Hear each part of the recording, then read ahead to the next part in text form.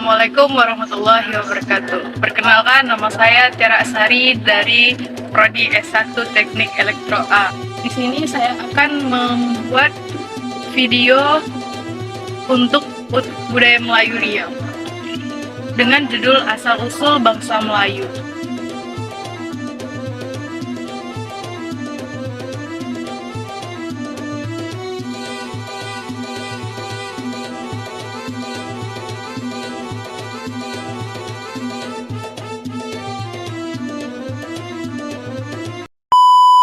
Membicarakan sejarah pasti berkenaan dengan masa lalu atau masa silam.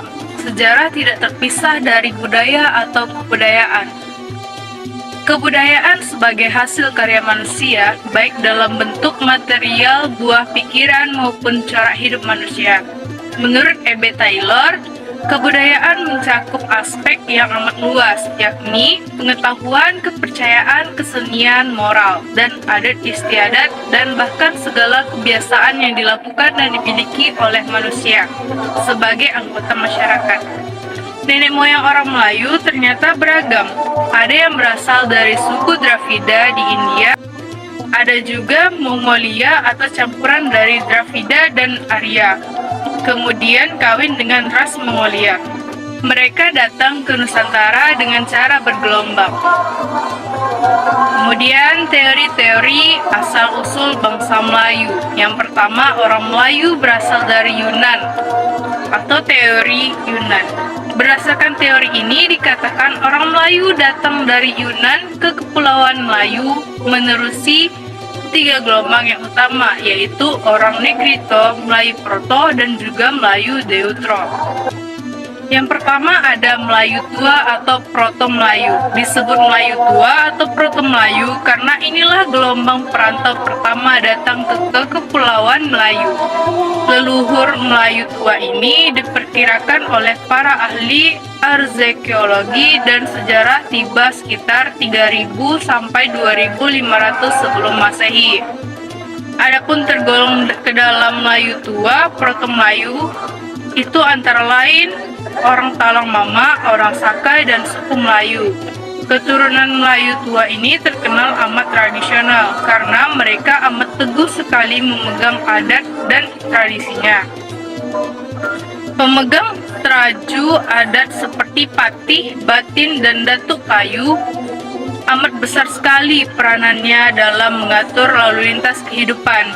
Sementara itu, alam pikiran yang masih sederhana dan kehidupan sangat ditentukan oleh faktor alam, sehingga mereka mampu menghasilkan makanan dengan cara bertani.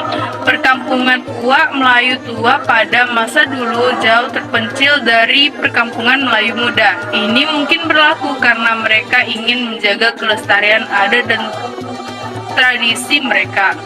Keadaan ini menyebabkan mereka amat ketinggalan dalam bidang pendidikan, sehingga kemajuan mereka amat lambat sekali. Yang kedua, Melayu Muda atau Deutero Melayu. Melayu Muda yang disebut juga Deutero Melayu, gelombang kedua, kedatangan nenek moyang mereka tiba antara 300 sampai 250 tahun sebelum Masehi. Mereka lebih suka mendiami daerah pantai yang diramai disinggahi perantau dan daerah aliran sungai-sungai besar yang terjadi lalu lintas perdagangan. Karena itu, mereka bersifat lebih terbuka dari Melayu Tua. Sistem sosial dan sistem nilainya punya potensi menghadapi perubahan ruang dan waktu serta selera zaman. Yang kedua, orang Melayu berasal dari Nusantara, teori Nusantara. Teori ini disokong oleh sarjana-sarjana seperti J. Crawford, K. Hamli, Sultan Takdir Alis Jahbana, dan juga Goris Keraf. Teori ini adalah disokong dengan alasan-alasan seperti di bawah ini. Yang pertama, ada bangsa Melayu dan bangsa Kawa mempunyai tamadun yang tinggi.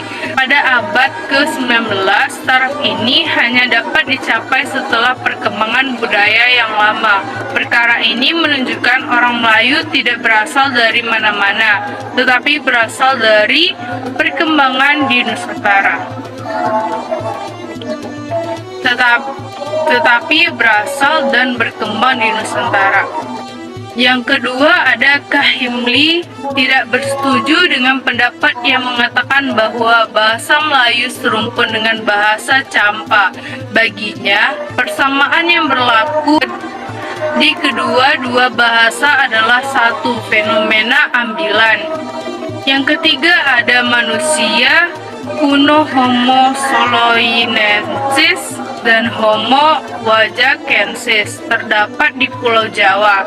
Penemuan manusia kuno ini di Pulau Jawa menunjukkan adanya kemungkinan orang Melayu itu keturunan daripada manusia kuno tersebut, yakni berasal daripada Jawa dan mewujudkan tamadun bersendirian.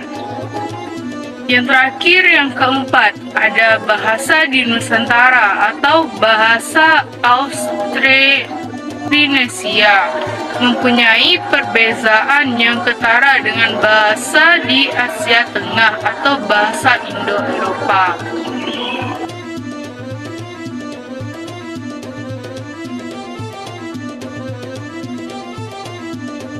Sekian materi dari saya. Terima kasih. Saya akhiri. Assalamualaikum warahmatullahi wabarakatuh.